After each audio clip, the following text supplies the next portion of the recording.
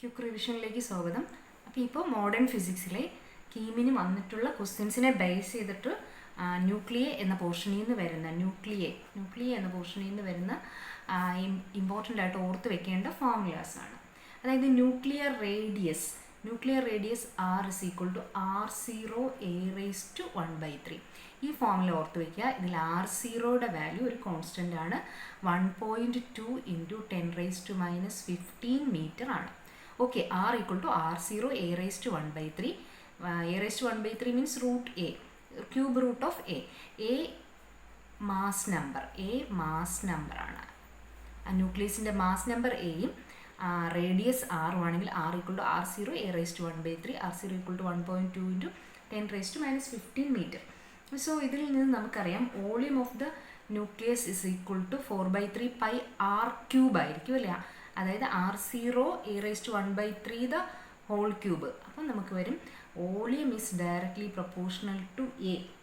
Volume mass നമ്പറിന് പ്രൊപ്പോർഷണലാണ്. അതിന് റേഡിയസ് ആണെങ്കിൽ മാസ് നമ്പറിൻ്റെ ക്യൂബ് റൂട്ടിന് പ്രൊപ്പോർഷണലാണ്. ഇവിടെയാണെങ്കിൽ volume proportional to mass number of the nucleus. But density is constant. Important point ആണ്. ഡെൻസിറ്റി ഓഫ് ന്യൂക്ലിയസ് എന്ന് പറയുന്നത് ഒരു കോൺസ്റ്റൻ്റ് ആണ്. ഓക്കെ, ന്യൂക്ലിയർ റേഡിയസിന് ഇത്രയും കാര്യങ്ങളാണ് ഓർക്കേണ്ടത്. നമുക്ക് ക്വസ്റ്റ്യനിൽ രണ്ട് ന്യൂക്ലിയസിൻ്റെ റേഡിയസ് കമ്പയർ ചെയ്ത് വന്നു കഴിഞ്ഞാൽ R1/R2 is equal to A1/A2 the whole raised to 1/3 ഈ ഇക്വേഷൻ യൂസ് ചെയ്തിട്ട് ചെയ്യാൻ പറ്റും. ഓക്കെ, പിന്നെ ഈ പോർഷനിൽ ക്വസ്റ്റ്യൻ ചോദിച്ചിട്ടുള്ളത് mass defect delta M. Mass defect is equal to Z into atomic number into mass of proton plus A minus Z. A minus Z എന്ന് പറഞ്ഞാൽ mass number minus atomic number into, അതായത് number of neutrons കിട്ടും, into mass of neutron minus mass of the nucleus. ഇതാണ് nuclear പാർട്ടിക്കിൾസിൻ്റെ ന്യൂക്ലിയോൺസിൻ്റെ total മാസിൽ നിന്ന് ആ ന്യൂക്ലിയസിൻ്റെ മാസ് സബ്ട്രാക്ട് ചെയ്യുമ്പോൾ ഡെൽറ്റ എം മാസ് ഡിഫക്റ്റ് ആണ്. Delta M is mass defect കിട്ടുന്നു. Then energy is equal to delta binding എനർജിയാണ്. ന്യൂക്ലിയോൺസിനെ ബൈൻഡ് ചെയ്തിരിക്കുന്ന binding energy is equal to mass defect into C², delta M into C².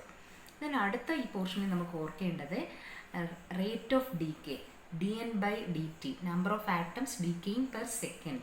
It is proportional to initial number of atoms.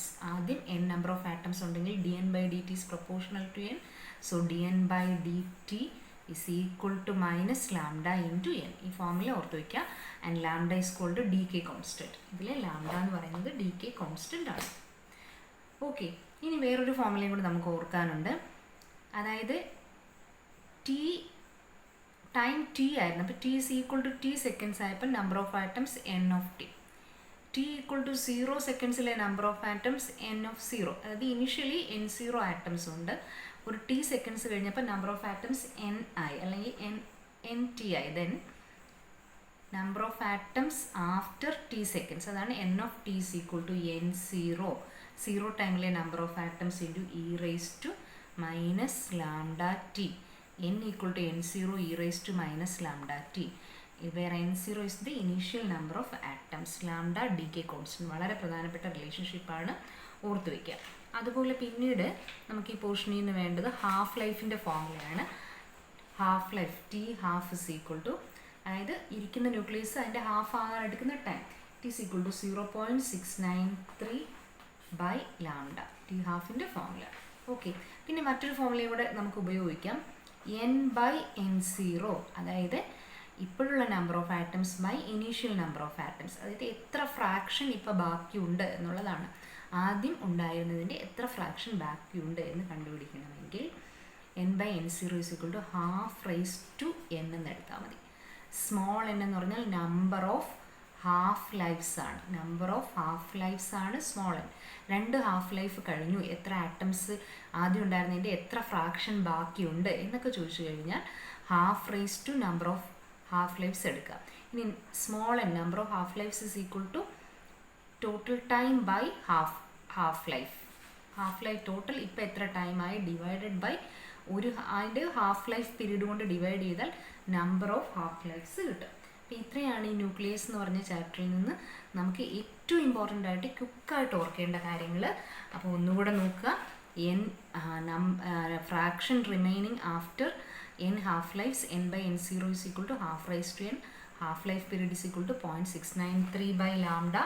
dn by dt is equal to minus lambda into n equal to n0 e raised to minus lambda t, r equal to r0 a raised to 1 by 3.